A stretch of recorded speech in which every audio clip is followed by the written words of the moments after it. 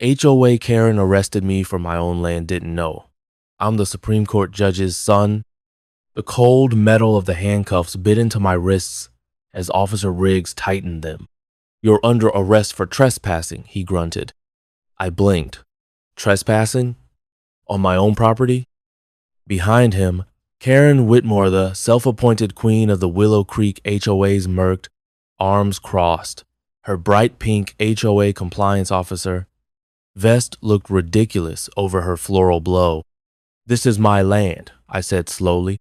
Not according to the HOA bylaws, sweetie, Karen sneered.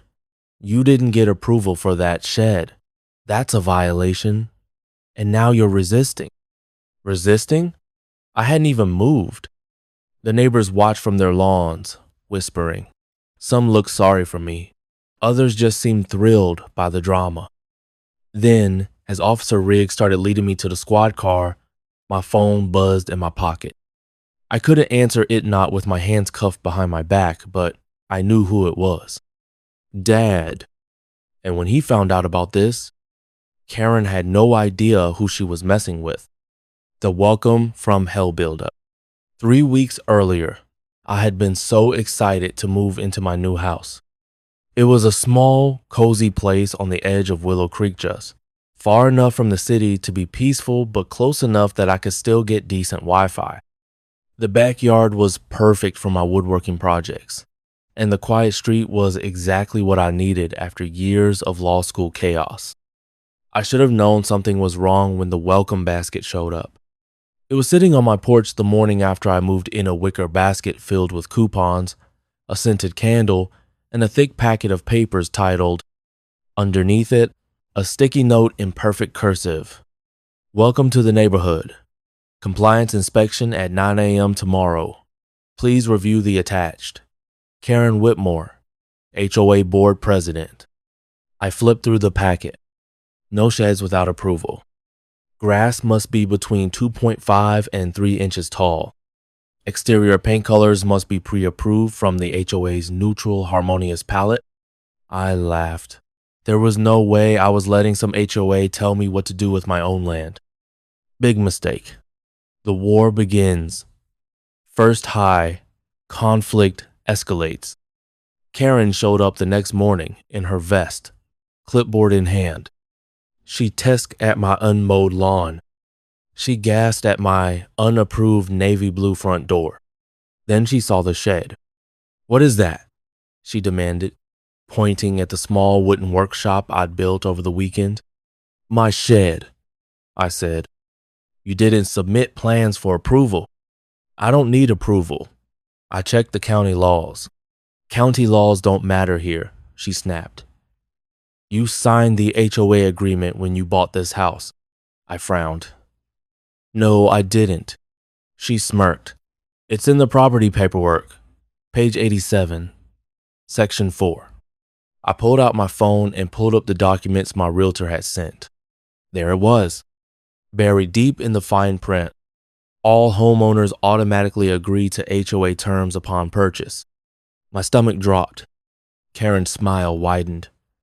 Tear it down by Friday, or else. Or else means handcuffs. Second high, arrest cliffhanger. I didn't tear it down. Instead, I called a lawyer. They can't force you to comply if the rules are unreasonable, he said. But you'll have to fight it in court. Fine. I could wait. Karen couldn't. On Saturday morning, I woke up to pounding on my door. Open up, OA inspection. I yanked the door open to find Karen and 2 cops. You're in violation, she declared. Again, I'm fighting it legally, I said. She ignored me, turning to the officers. He's trespassing on HOA-regulated property without compliance. Ma'am, this is his house, one cop started. The HOA has authority here, Karen said sweetly, handing them a stack of papers. Our bylaws allow for immediate removal of violators. The cops exchanged a look. Then one sighed. Sir, come with us. And that's how I ended up in handcuffs. In my own driveway. as Karen grinned like she'd won. But the moment the squad car door closed, my phone buzzed again. This time, I managed to wiggle it out of my pocket. A text from Dad. Tell me where you are. Now, you messed with the wrong family. Final showdown. The police station was cold, sterile, and smelled like bad coffee. Officer Riggs uncuffed me with an annoyed sigh. Sit here. Someone's coming to deal with you. I rubbed my wrist. You realize this is insane, right? You arrested me for being in my own house. He didn't answer. Just walked away, muttering something about HOA nonsense. Then the door burst open. Karen marched in, still wearing that stupid vest, her face flushed with victory. I hope you've learned your lesson, she said smugly. Willow Creek doesn't tolerate rule breakers. I leaned back in my chair. You're really proud of this, huh? Justice was served, she sniffed. I almost laughed. Justice? Then the station door slammed open again. Every cop in the room snapped to attention. Karen turned and her smile died. Standing in the doorway was a tall man in a perfectly tailored suit, his sharp gray eyes scanning the room like a hawk. My dad, Supreme Court Justice Marcus Langford. And he did not look happy. The room went silent. The police chief rushed forward. Justice Langford. Sir, we had no idea. You arrested my son, Dad said, his voice dangerously calm, for trespassing on his own property. Karen's face went pale. Wait, your son? Dad didn't even glance at her. He pulled out his phone and tapped a few times. Then he turned to the chief. I just forwarded you the deed, county land records, and the legal precedent that HOAs cannot supersede property rights without explicit consent, which my son never gave. The chief swallowed hard. Yes, sir. We'll fix this immediately. Karen finally found her voice. This is outrageous. The HOA bylaws clearly state. Dad cut her off. Ma'am, unless you'd like to explain to a federal judge why you falsified legal authority to harass homeowners, I suggest you sit down and shut up. Her mouth snapped closed. The fallout. 1 hour later, the cops apologized. Profusely. Karen was not arrested, unfortunately, but the HOA board immediately suspended her authority. My shed? Totally legal. My blue front door? Now a neighborhood landmark. As we walked out of the station, Dad finally cracked a smile. You could have called me sooner. I grinned. Where's the fun in that? Behind us, Karen was still sputtering to the chief about procedures and rules. Dad sighed. Want me to sue the HOA into oblivion? I thought about it. Then I looked back at Kareno, frantically flipping through her rulebook like it could save her. Nah, I said. This is better. Because sometimes the best revenge is watching someone realize they picked a fight with the wrong person. You messed with the wrong family. Final showdown. The police station was cold, sterile, and smelled like bad coffee. Officer Riggs uncuffed me with an annoyed sigh. Sit here. Someone's coming to deal with you. I rubbed my wrists. You realize this is insane, right? You arrested me for being in my own house. He didn't answer. Just walked away, muttering something about HOA nonsense. Then the door burst open. Karen marched in, still wearing that stupid vest, her face flushed with victory. I hope you've learned your lesson, she said smugly. Willow Creek doesn't tolerate rule breakers. I leaned back in my chair. You're really proud of this, huh? Justice was served, she sniffed. I almost laughed. Justice? Then the station door slammed open again. Every cop in the room snapped to attention. Karen turned and her smile died.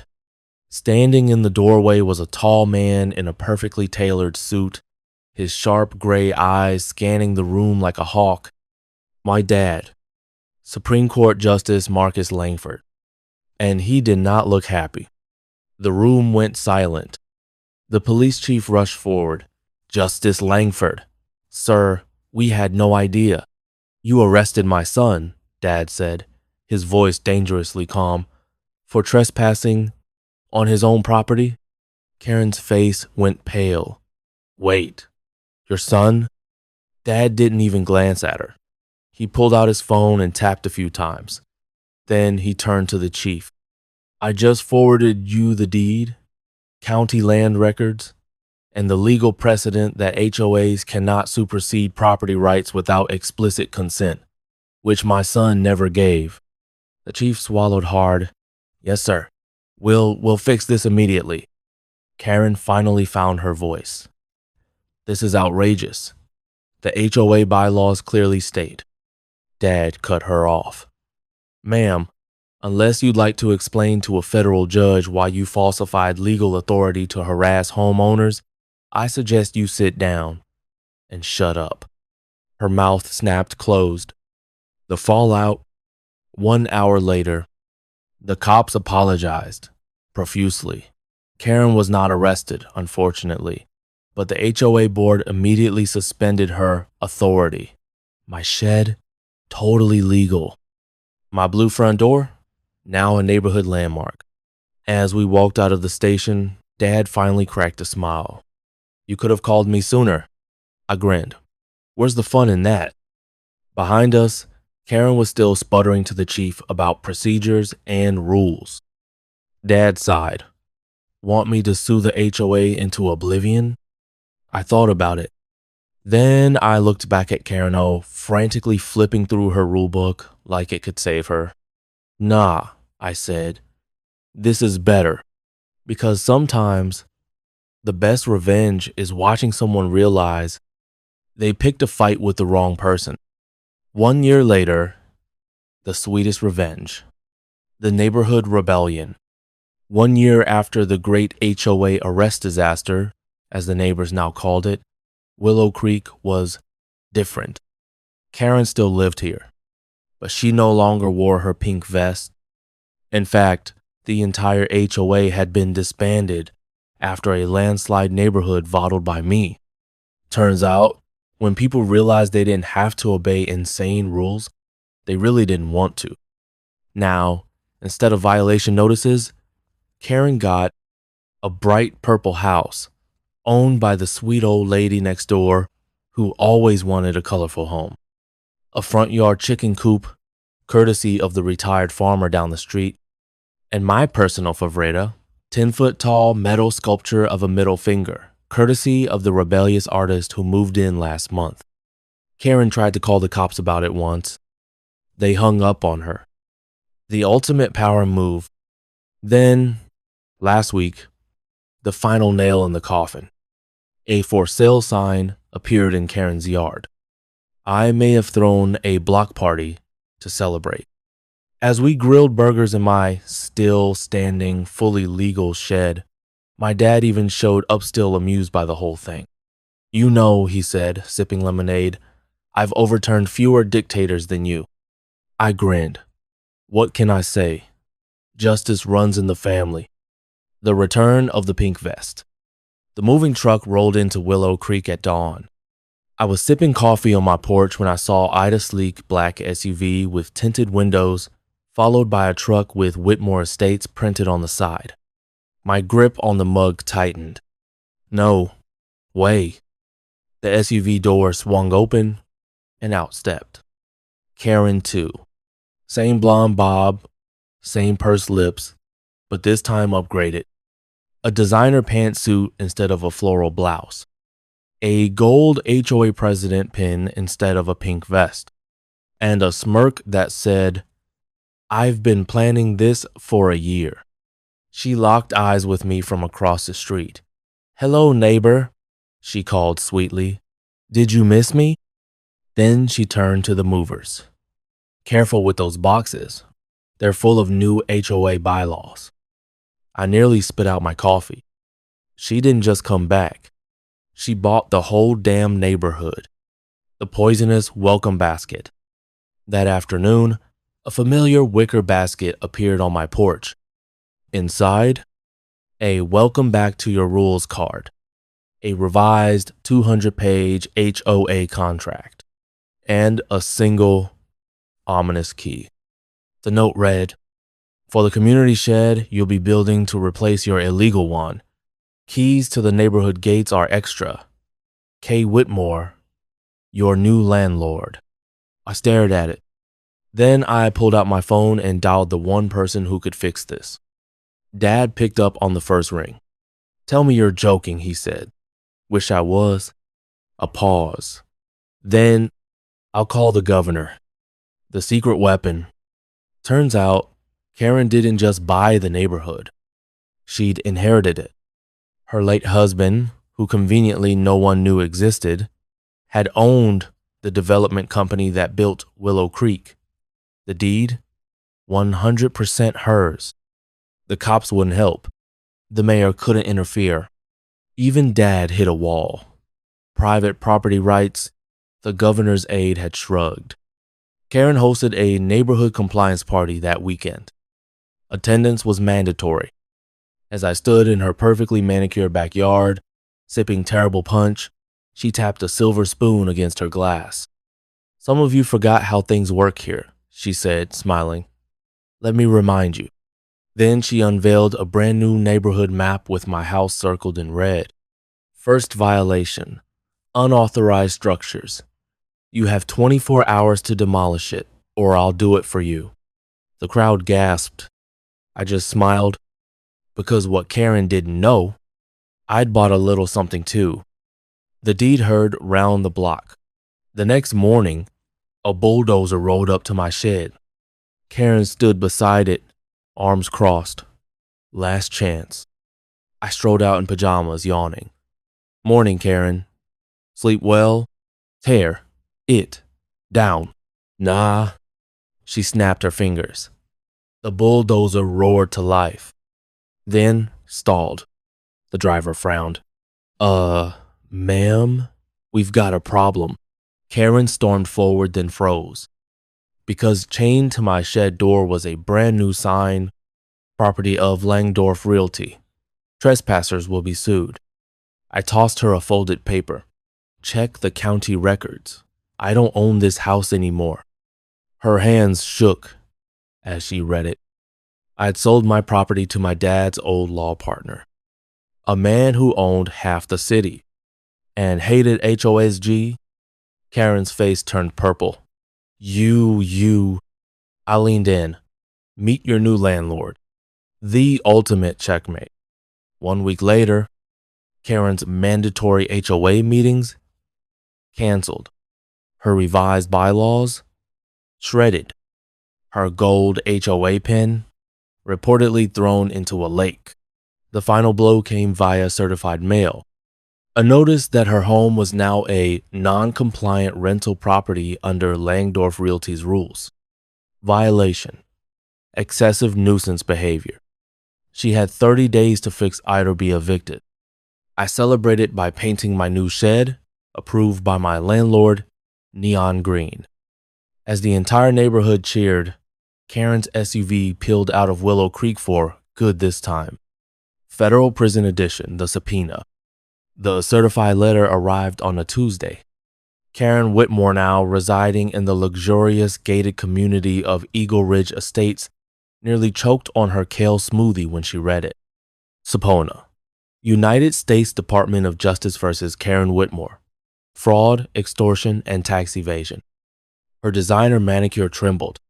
"This is a mistake," she hissed. But the FBI agent at her door disagreed. "Ma'am, you're under investigation for embezzling $2.8 million from 17 different HOAs over 6 states. Behind him, news vans rolled up. And standing beside a black sedan with tinted windows, me, waving, the paper trail.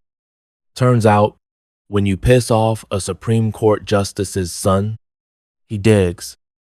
And when Dad's old law partner, now my very invested landlord, got his forensic accountants involved, they found fake fines Karen pocketed, bribes from landscaping companies, and my personal favorite secret offshore account named HOAX Holdings.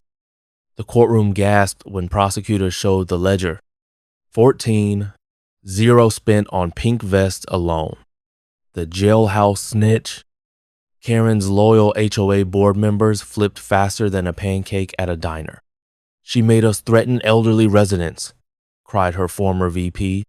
She kept a naughty list of who to harass next, sobbed the treasurer. Then came the smoking Guna notebook seized from her mansion. Langford problem. Solutions. Fake deed. The judge's gavel sounded like thunder. Remanded into federal custody. The mugshot scene. Round the world. The cameras caught it all. Her perfume setting off the metal detector. The stripped down pantsuit. No gold pins allowed. That priceless moment when she realized prison orange is not an HOA approved color.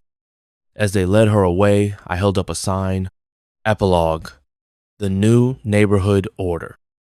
At our block party celebrating Karen's conviction, the chickens roosted freely. The neon shed became a tourist attraction, and Dad grilled burgers in an I survived the HOA apron. As the fireworks lit up the sky, a reporter asked my final thoughts. I gestured to the empty prison-bound bus. Don't break actual laws. The prison newsletter bombshell. The Eagle Creek Correctional Gazette headline screamed. Details were sketchy. Guards found only a pink vest folded neatly on her bunk. A paperclip shank and 3 packs of sugar were missing from commissary. Scrawled on the wall in lipstick, rules were made to be broken. KW. Warden Jenkins rubbed his temples. She somehow turned the laundry chute into an escape route. Meanwhile, at my newly painted rainbow house, my doorbell rang. The revenge shopping spree.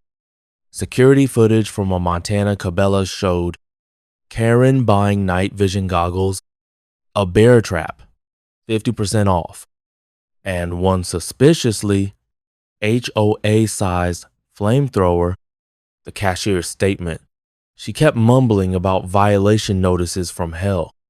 Back home, I installed laser tripwires, courtesy of my hacker neighbor, motion-activated sprinklers, filled with glitter Giaon, skunk essence, and Dad's contribution a direct line to the U.S. Marshals. Then, the HOA mailbox exploded. Not with fire, with glitter bomb subpoenas, the booby-trapped showdown. She struck at 3 a.m. I awoke to the sound of screaming and the distinct sizzle of bear trap jaws.